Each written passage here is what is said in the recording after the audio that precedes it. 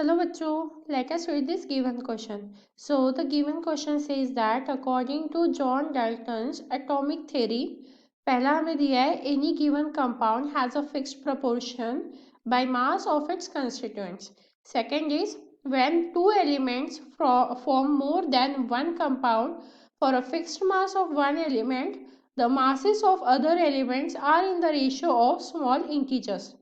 तो देखिए बच्चों ये एटॉमिक थ्योरी है एंड आपको जो एटॉमिक थ्योरी दी जाती है like theory can never be change. Theory का जो स्टेटमेंट है वो एग्जैक्ट हमें वैसे का वैसा लिखना रहता है। जैसे कोई लॉ है तो हम स्टेटमेंट में चेंजेस नहीं कर सकते, जैसे कोई डेफिनेशन है तो भी हम स्टेटमेंट में चेंजेस नहीं कर सकते। लाइक हम अपने ओन लैंग्वेज में नहीं लिख सकते हैं। डेफिनेशन हो गया, कोई लॉ हो गया, तो वैसे ही जब आप जॉन्स डाल्टन्स थ्योरी पढ़ोगे तो ये जो स्टेटमेंट्स हमें गिवन है फर्स्ट एंड सेकंड, ये एग्जैक्टली सेम है जो उसकी एक्चुअल थ्योरी है।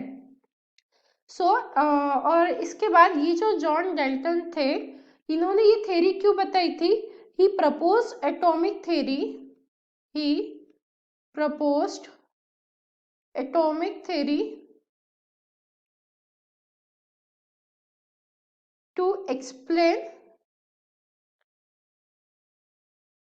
to explain laws of definite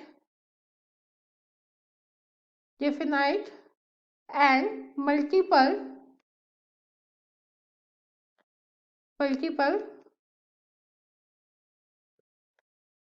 proportion obeyed by elements when they combine into compounds.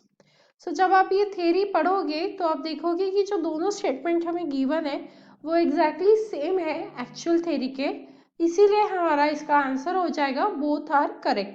That means option C is the final answer that says that both 1 and 2 are the correct.